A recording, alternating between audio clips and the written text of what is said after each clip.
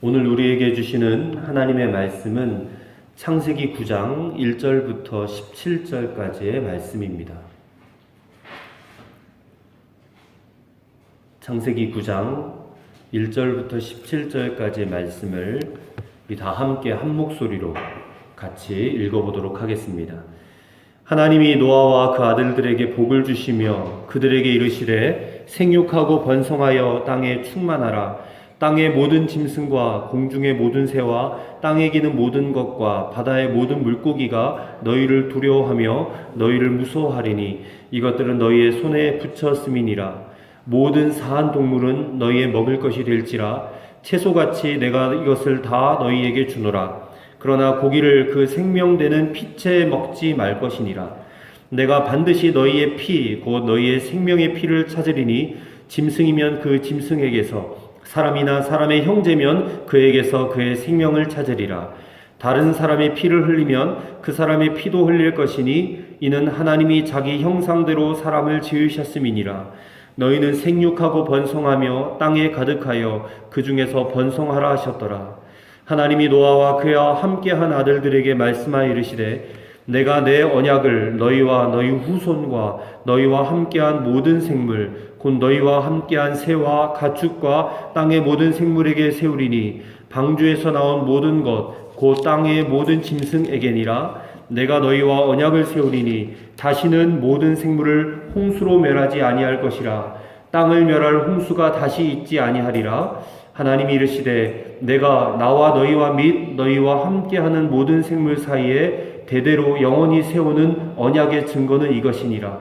내가 내 무지개를 구름 속에 두었나니 이것이 나와 세상 사이의 언약의 증거니라.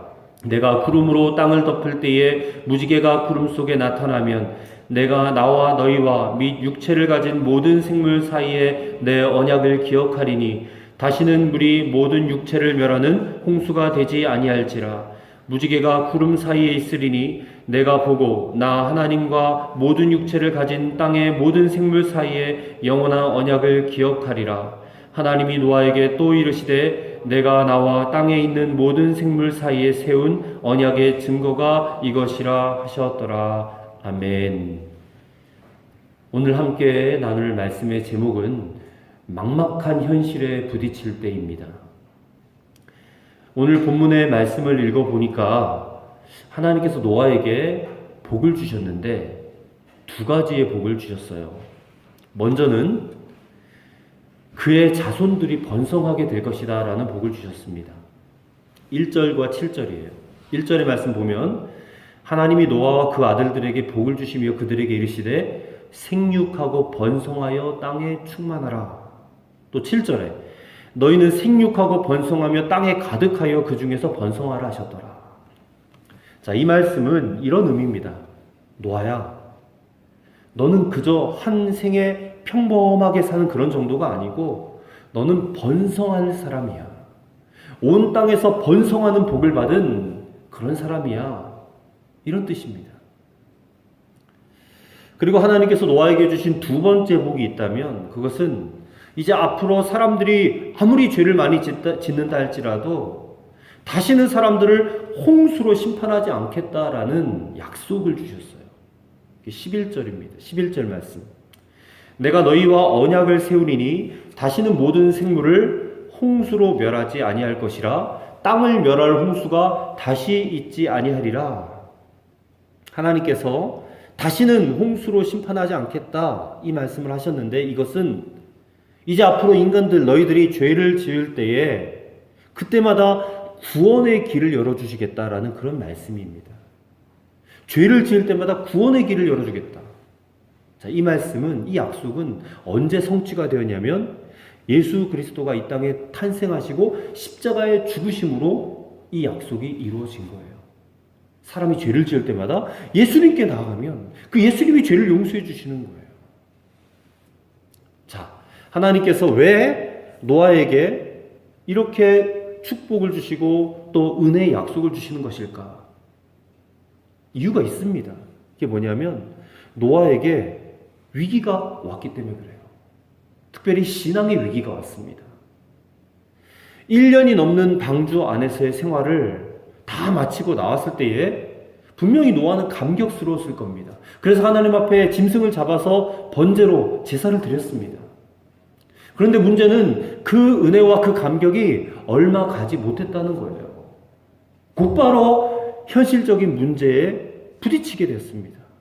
그래서 노아의 마음에 두려움이 몰려왔어요. 왜냐하면 홍수가 일어나기 전과 홍수가 일어난 후에 이 세상이 너무너무 달라졌기 때문에 그래요. 홍수가 일어나기 전까지는 사람들이 먹고 마시고 이런 것들이 너무나 풍족했어요. 땅에서 곡식이 막 심지도 않았는데 자라나고 채소가 자라나고 열매가 막 열려요. 심지도 않았는데.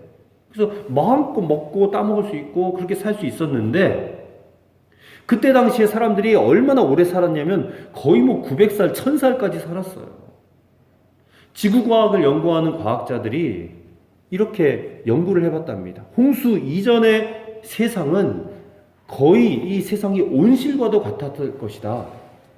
그러니까 계절의 변화도 없고 날씨도 언제나 살기 좋은 날씨, 비바람이 몰아치고 막 홍수가 나고 태풍이 오고 이런 게 전혀 없는 거예요. 기후가 온화하고 공해도 없고 먹을 양식도 풍족하고 모든 게 다 잘 살기에 너무 좋았던 그런 환경이었다는 거예요. 홍수 전에는. 그래서 사람들이 900살도 살고 1000살도 살았습니다. 그런데 홍수가 난 이후에는 이 자연 환경이 급격하게 변화되었습니다. 극심한 추위와 더위가 반복이 되고 날씨가 땅도 막 거칠어져서 막 옛날처럼 그렇게 막 먹거리가 풍성하게 나지도 않아요. 그리고 농사를 지어도 이게 막 먹을 양식이 풍성하게 거두지를 못했다는 거예요. 그래서 하나님께서 홍수 후에는 사람들에게 이제는 짐승을 잡아먹어도 돼. 육식을 해도 돼. 왜냐하면 홍수 전에는 육식을 할 필요가 없었어요. 먹거리가 너무 많았으니까. 근데 이제는 홍수에는 먹을 게 별로 없으니까 짐승을 잡아서 고기를 먹어도 된다라고 허락을 해주셨어요. 물론 핏째 먹으면 안 된다라고 말씀하셨죠. 이런 세상에서 노아가 어떻게 살아가야 되나? 노아가 이런 마음이 들지 않았겠느냐 말입니다. 두려워졌을 것이고 불안해졌을 겁니다. 환경이 너무 달라졌으니까. 이렇게 노아에게 닥친 어려운 현실이 오늘 이 세상을 살아가고 있는 우리들의 닥친 현실이기도 해요. 우리도 노아와 마찬가지로 구원받은 하나님의 백성들입니다. 노아는 방주로 구원받았지만 우리는 예수님의 십자가로 구원을 받았어요. 그래서 하나님의 자녀가 되는 권세도 받았습니다. 하지만 그 받은 은혜에 대한 감격과 확신은 얼마 가지 않아요. 대개는 환경에 따라 이리저리 자주 흔들립니다. 믿음이 자꾸 흔들려요, 우리는. 막막한 현실을 맞닥뜨릴 때마다, 어려움에 부딪힐 때마다 우리는 금세 믿음이 없어져서 두려워 떨고 염려에 사로잡혀요. 그게 우리의 믿음의 정확한 현실입니다.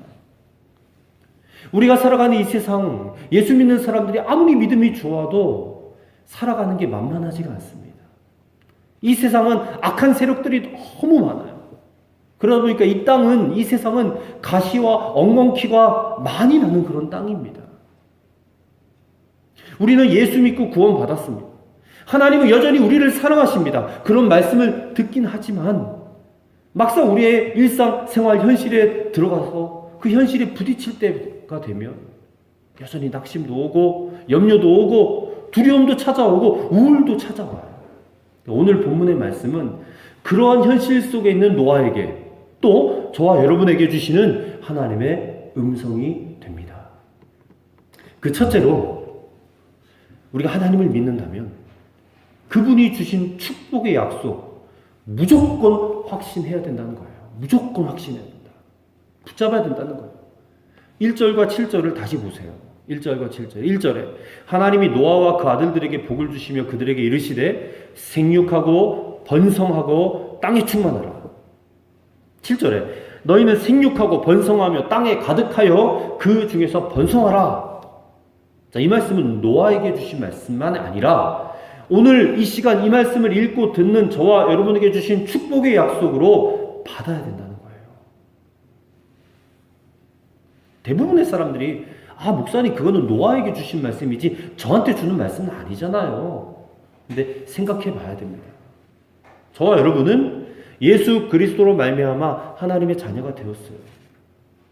노아에게 주신 말씀이긴 해요, 이 말씀이. 근데 이 말씀이 왜 우리에게 주신 말씀이 되는가? 우리가 하나님의 자녀이기 때문에 그래요. 성경은 하나님의 자녀들에게 주신 말씀이에요. 이건 그냥 역사책 아닙니다. 옛날에 있었던 사실을 기록해놓은 그런 책 아니에요. 이 말씀은 오고 가는 모든 세대의 사람들이 보고 읽고 들을 때에 그 말씀이 그 사람의 것이 되는 거예요. 그러니까 우리가 예수님을 믿고 하나님의 자녀가 되었으니까 이 성경의 말씀을 읽을 때에 당연히 우리에게 주신 하나님의 약속의 말씀이 된단 말입니다. 그것을 믿으라는 거예요. 문제는 우리에게 이렇게 생육하고 번성하는 축복을 주셨으니까 너무 기쁘다, 너무 감격스럽다 하는 그 기쁨이나 감격이 얼마나 오래 가느냐라는 거예요. 많은 성도들이 내가 살아가는 삶의 현실에 하나님의 역사가 때마다 순간마다 막 일어나지를 않으니까 이렇게 약속의 말씀을 읽어도 그냥 시큰둥한 거예요. 시큰둥. 그런가 보다. 그런 거. 왜냐하면 하나님의 역사가 내게 일어나지 않으니까 날마다.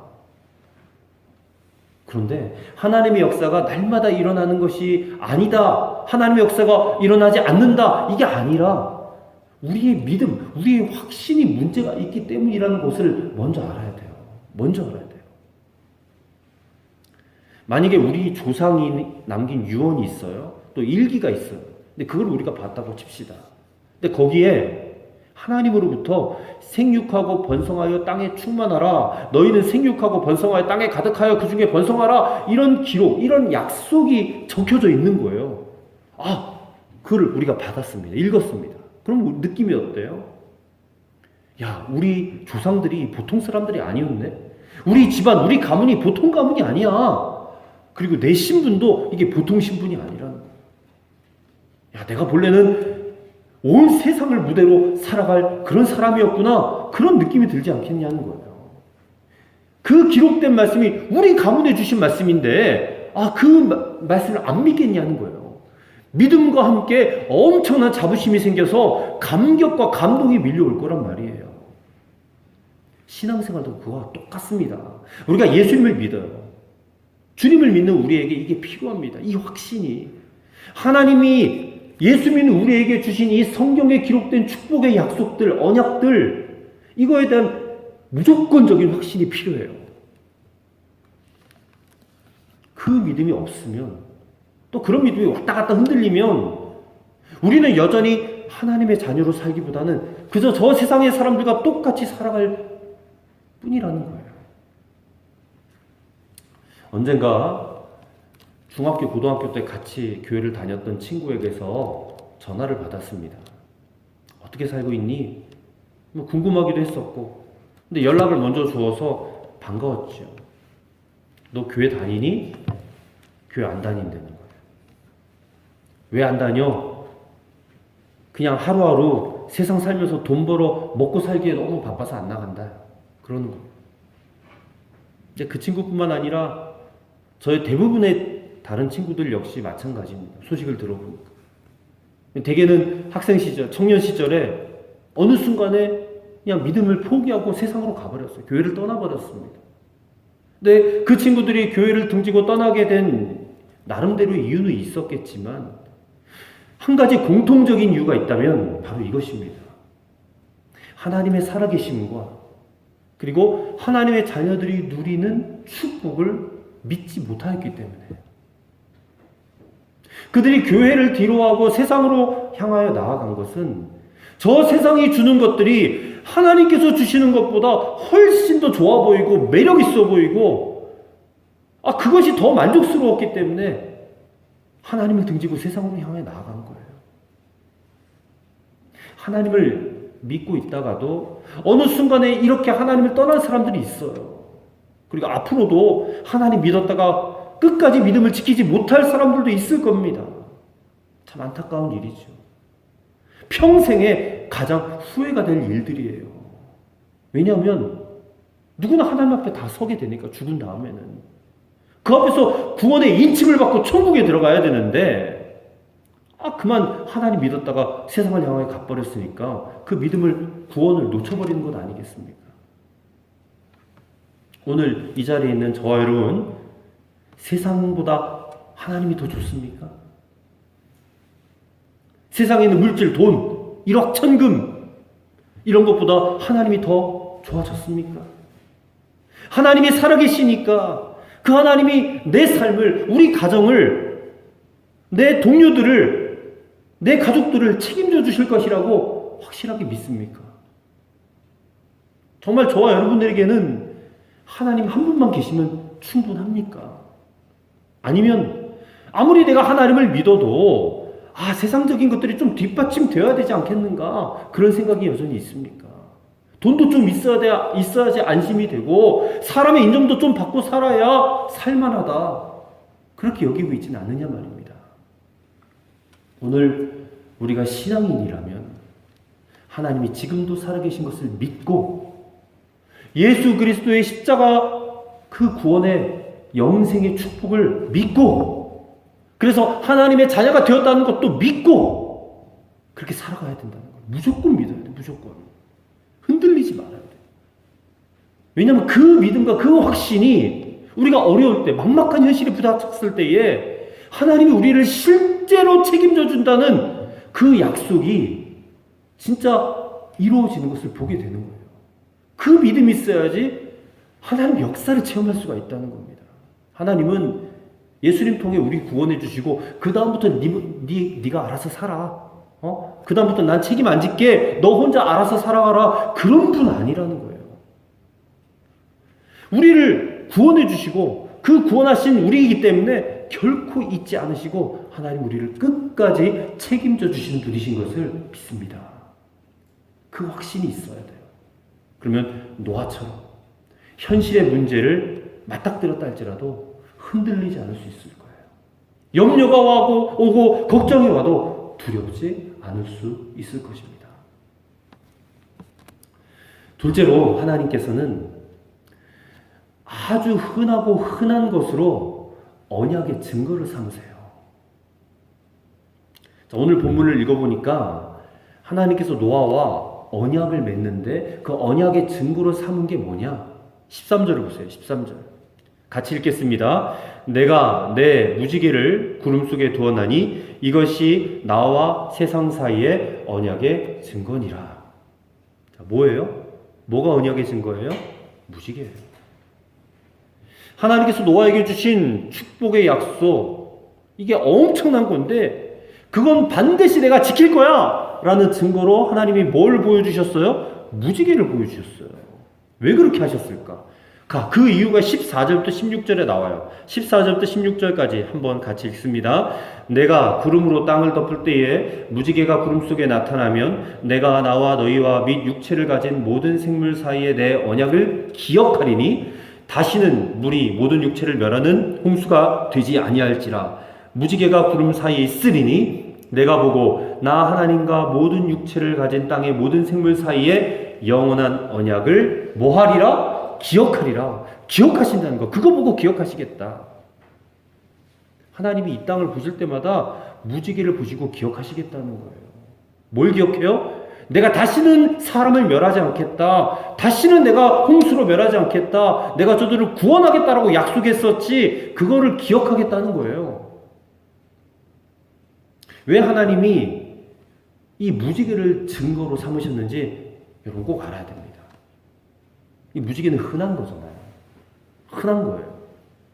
하나님만 아니라 이 땅에 사는 사람들도 어느 때나 흔하게 볼 수 있는 그 무지개를 볼 때마다 하나님이 우리 멸하지 않겠다고 약속하셨지? 우리 책임지겠다고 약속하셨지? 그거를 떠올리고 기억하라는 거예요. 하나님도 기억하시고 우리도 그거 보고 기억하고. 이해가 돼요? 창세기 28장에 가서 읽어보면 거기에 야곱이 등장해요. 이제 앞으로 우리가 읽어 나갈 건데 하나님과 야곱도 언약을 해요. 약속을 해요. 근데 그때도 하나님께서 그 언약의 증거를 삼은 게 있어요. 뭐냐면 야곱이 베고 잤던 돌베개예요. 돌덩어리. 야곱이 들판에서 잠을 잤거든요. 잠을 잤는데 그 잠잘 때 베고 잤던 베개. 근데 그 베개가 돌덩어리였다는 거예요. 근데 그 돌베개를 야곱이 깎아가지고 따로 만들어 놓은 게 아니라 그냥 들판에 굴러다니는 흔한 돌. 그 중에서 좀 편편한 것을 찾아가지고 돌베개로 삼은 거예요. 근데 그 돌베개가 야 너랑 나랑 언약을 맺은 증거야. 늘 보는 돌에다가 하나님의 약속을 묶어주신 거예요. 왜? 그걸 보면서 굴러다니는 돌 보면서 하나님이 나 지켜준다고 나 책임져준다고 약속했었지 그거 기억하라는 거예요. 그 돌 보면서 신명기 28장 3절부터 6절까지 말씀 보면 하나님께서 참 꿈과 같은 복을 말씀하세요. 어떤 복을 말씀하냐면 너희들이 성읍을 들어가도 복을 받고 나도 복을 받고 내 몸에 난 자녀와 내 토지의 소산과 내 짐승의 새끼와 소와 양의 새끼가 복을 받을 것이고 내 광주리와 떡반죽 그릇이 복을 받을 것이며 네가 들어가도 복을 받고 나가도 복을 받으리라. 참 꿈과 같은 복이죠. 어딜 가든 복을 받는데 우리가. 근데 그 약속에 대해서도 하나님이 증거를 삼으신 게 있어요. 뭐냐면 신명기 31장 28절에 보니까 이스라엘 백성들에게 하늘과 땅을 증거로 삼으리라 그랬어요. 그러니까 백성들이 하늘 위를 쳐다보면 하늘을 바라보면 아 약속이 생각나고 땅을 쳐다보면 또 약속이 생각나는 거예요. 하늘과 땅이 약속의 증표라는 거예요.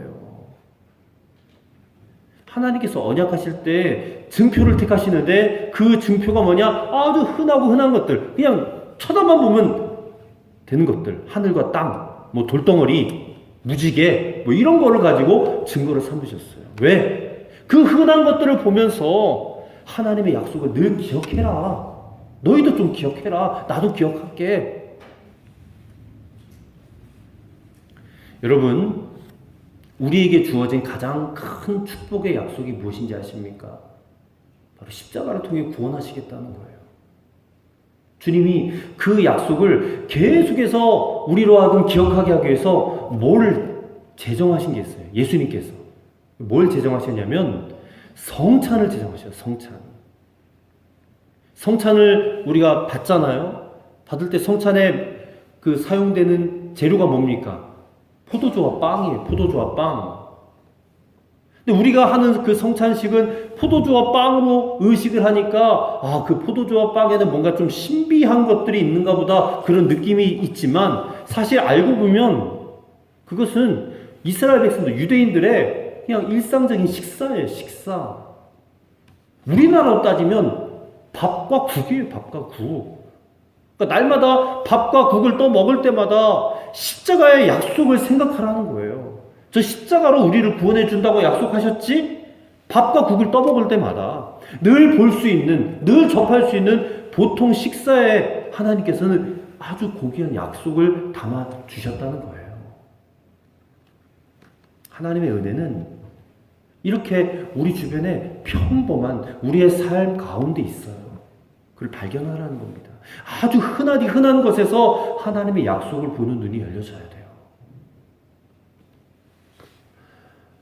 엄마하고 딸이 시장에 갔습니다. 딸이 엄마한테 물었습니다. 엄마, 사람들이 다 네이클로바를 찾잖아요. 근데 네이클로바의 꽃말이 행운이니까 행운을 잡으려고 네이클로바를 찾는 것 같아요. 그런데 세이클로버는 너무 흔하니까 사람들이 관심도 안 가져요. 근데 엄마, 세이클로버의 꽃말이 뭔지 아세요? 엄마가 모르겠는데? 세이클로버의 꽃말은 행복이래요. 행복. 정말? 엄마 몰랐어. 그랬더니 딸이 이렇게 말합니다. 사람들은 날마다 가까이에 있는 행복이 더 중요한데 어쩌다 오는 그냥 행운은 왜 그렇게 거기에 그렇게 주목하고 그거를 또 중요하게 생각하는지 난 잘 모르겠어요. 날마다 일상생활 가운데 찾아오는 그게 행복이고 어쩌다가 한 번 찾아오는 행운. 근데 사람들이 이건 다 제껴놓고 행운만 찾아 돌아다닌다. 신앙생활은 우리 주변에 가까이 있는 소중한 것들을 놓치지 않는 거예요. 함께 사는 사람들의 소중함을 놓치지 않는 거예요. 내게 허락해 주신 삶의 자리, 거기서 우리의 진짜 행복을 찾아야 돼요. 그것을 볼 수 있는 눈이 열려야 돼요. 심지어는 어려움을 당할 때, 고난을 당할 때 거기서도 유익을 찾을 수가 있습니다.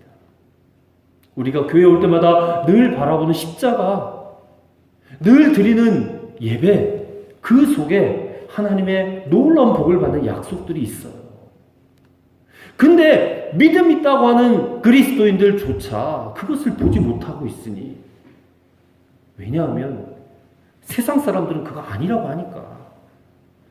하나님의 말씀보다 자꾸만 세상의 소리에 귀를 기울이는 거예요, 우리가. 그래서 그리스도인들도 자꾸만 세상 사람들처럼 헛된 것을 바라보고 거기에 뭔가 행복이 있지 않을까, 그거를 쫓아가는 그런 어리석음을 보게 된다는 것이에요. 여러분, 우리는 그러지 말아야 됩니다. 살다 보면 노아처럼 어려운 현실, 막막한 현실의 문제가 닥칠 때가 반드시 와요. 먹구름처럼 우리 눈앞을 캄캄하게 막아버리고 먹먹하게 막아버리는 그런 일들이 와요. 근데 그럴 때마다 우리는 생각해야 됩니다. 교회 나와서 예수님이 지신 십자가를 바라보고 또 예배를 드리며 성찬을 받으며 흔하디 흔한 것에 약속을 부여해 주신 그 하나님을 우리는 떠올리고 생각해야 된다는 것입니다. 그게 얼마나 소중한 것인지를 바라보면서, 그리고 우리에게 주신 언약의 증거로 삼고 믿음을 회복하는 저와 여러분이 되었으면 좋겠습니다. 끝으로 남의 허물을 덮어주는 자에게 하나님이 복을 주신다는 거예요.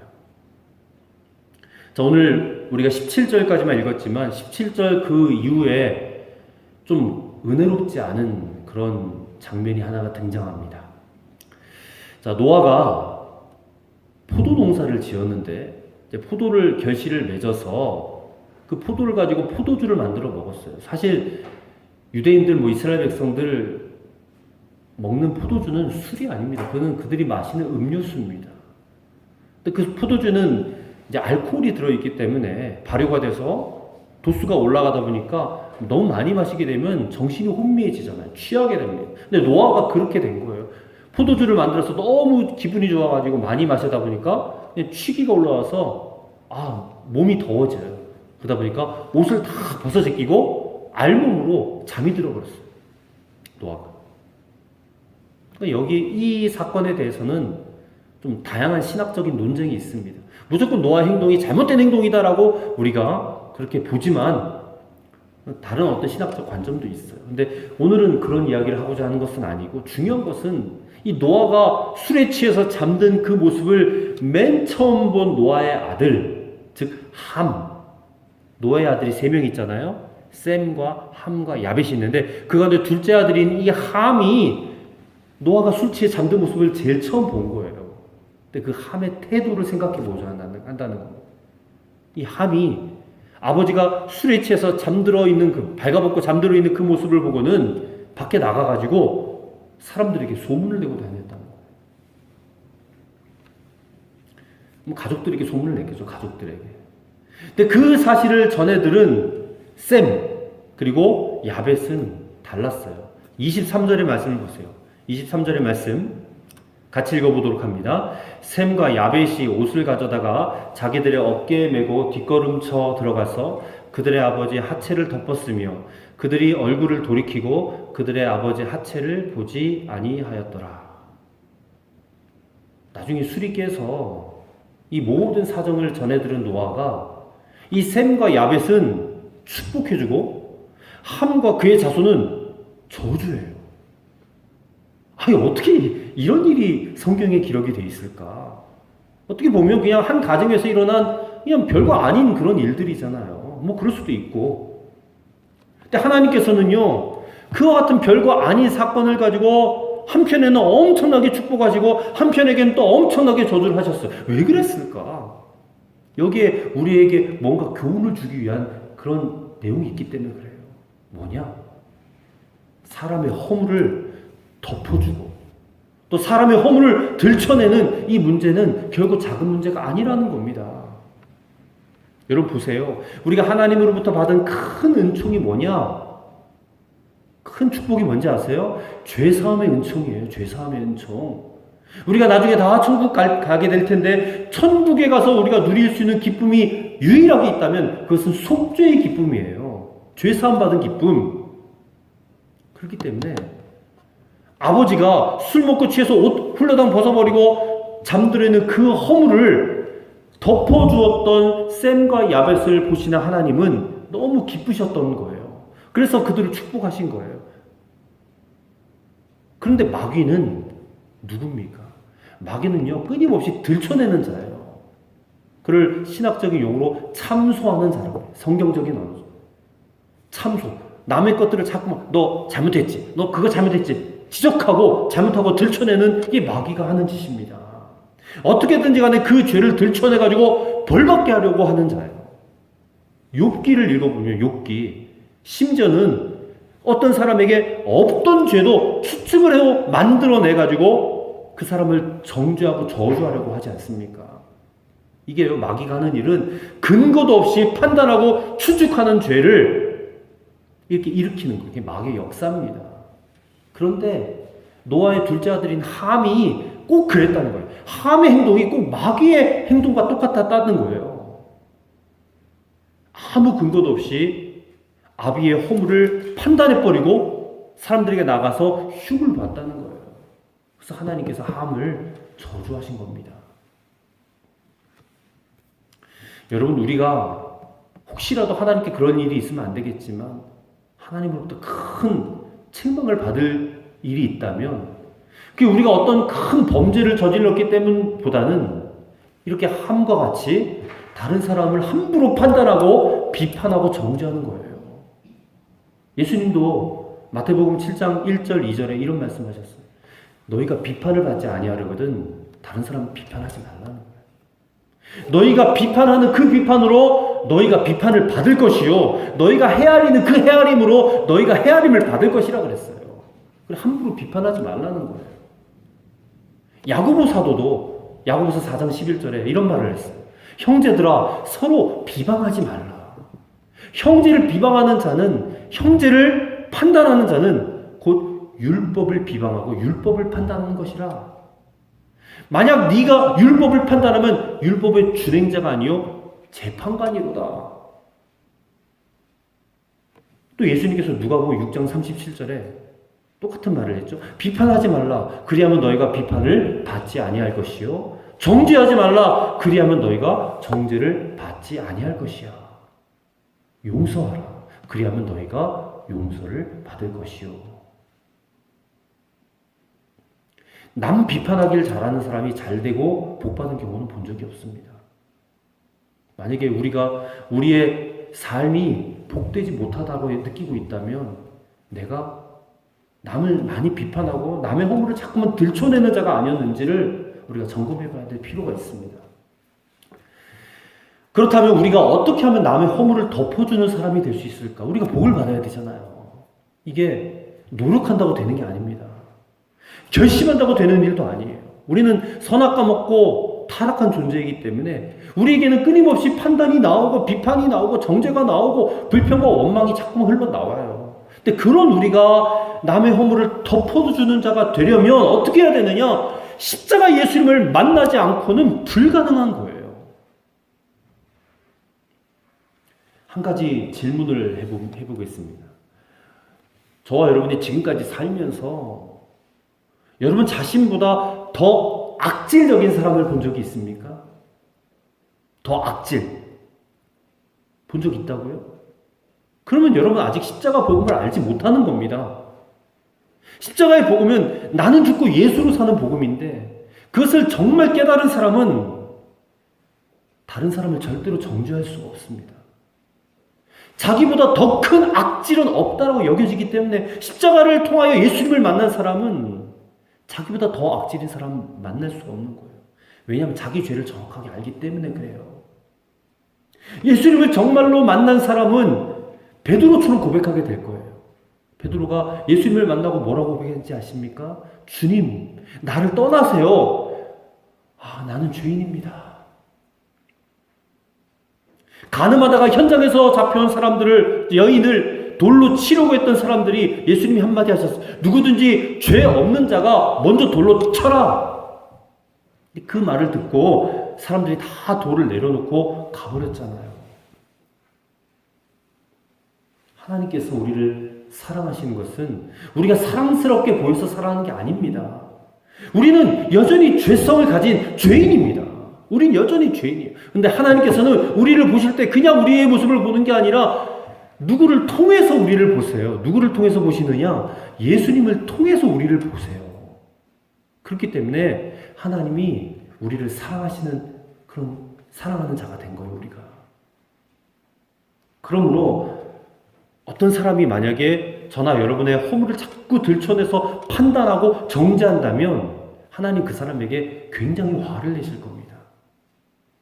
그러나 어떤 사람이 우리의 어떤 허물을 덮어준다면 하나님 그 사람을 기뻐하시고 그 사람에게 복을 주실 거예요. 근데 우리가 그런 사람이 돼야 된다니까요. 우리가 그런 복을 받아야 된다 그 말입니다. 어떤 사람의 잘못, 가족의 잘못 눈에 띄일 수가 있어요. 그러면 조심해야 됩니다. 그 사람 하나님이 사랑하는 사람이기 때문에. 그의 허물을 들춰내면 하나님이 진노하시고 그의 허물을 덮어주고 그를 위해 기도해주고 사랑해주면 하나님이 복을 주신다는 거예요. 노아는 분명히 포도주를 만들어서 먹고 마시고 취해가지고 옷을 다 둘러덮어서 버리고 잠을 자는 그런 허물을 범하긴 했지만 노아는 하나님이 사랑하는 사람이에요. 그래서 그 노아의 허물을 덮어준 셈과 야벳은 축복을 받았고 그 허물을 들춰버린 함은 저주를 받았어요. 특별히 마땅히 우리가 존경해야 될 사람들의 죄가 뜰 수가 있어요. 나라의 대통령이, 회사의 사장님이, 또 건물주가, 교회에서 목사님이, 장로님이, 가정에서는 부모님이, 형제 자매가, 또 배우자가 저지른 잘못들이 눈에 띄일 때가 있을 때 조심해야 됩니다. 함부로 판단하고 함부로 정죄하면 안 돼요. 그것은 그 죄를 판단하실 하나님 몫입니다. 우리는 그들의 잘못을 내가 들춰내기보다는 덮어주는 것이 성경적인 방법입니다. 허물을 덮어주라는 것은 그 죄를 그냥 용납해줘도 된다 그런 말이 아닙니다. 그를 위해서 기도해주고 할 수 있으면 조용히 권면해줘서 그가 스스로 그 죄를 깨닫고 하나님 앞에 회개할 수 있는 기회를 줘야 된다 그 말이에요. 오늘 저와 여러분은 어떤 사람입니까? 우리는 예수 그리스도의 십자가의 구원으로 구속으로 구원받은 하나님의 자녀고 그리고 하나님의 축복의 언약을 믿는 자들이에요. 막막한 현실이 다가온다 할지라도 우리를 사랑하시되 끝까지 사랑하시고 돌보시고 책임져 주시는 그 하나님을 우리도 끝까지 신뢰하며 나아가야 될 줄로 믿습니다. 아비의 허물을 덮어주고 복을 받았던 셈과 야벳처럼 다른 사람의 허물이 눈에 들어온다 할지라도 그 판단을 하나님께 맡기고 그 허물을 덮어주고 가려줄 줄 아는 그런 성도가 되시기를 바랍니다. 믿음 안에서 그렇게 하실 때 우리는 하나님으로부터 복을 받는 성도가 될 줄로 믿습니다. 아멘. 기도하겠습니다. 하나님, 우리가 이 세상을 살 때에 노아처럼 막막한 현실을 마주할 때가 찾아온다는 것을 깨닫습니다. 그럴 때 우리가 두려워하지 않고 우리가 받은 언약과 축복 확신하며 살아갈 수 있도록 인도하여 주시옵소서. 예수님을 믿음으로 구원받은 감격과 기쁨을 잃어버리지 않게 도와 주시옵소서. 흔한 것 속에서 하나님의 약속을 발견할 수 있는 눈이 활짝 열려지게 하여 주시옵소서. 내 주변 사람의 잘못과 허물을 발견할 때마다 들춰내기보다는 덮어주고 그를 위하여 기도할 줄 아는 힘이 우리에게 있게 하여 주시옵소서. 그래야 우리에게 복을 주시고 우리의 후손들에게도 복을 주시는 하나님의 역사를 체험케 하여 주시옵소서. 우리 주님 예수 그리스도의 이름으로 기도드리옵나이다. 아멘.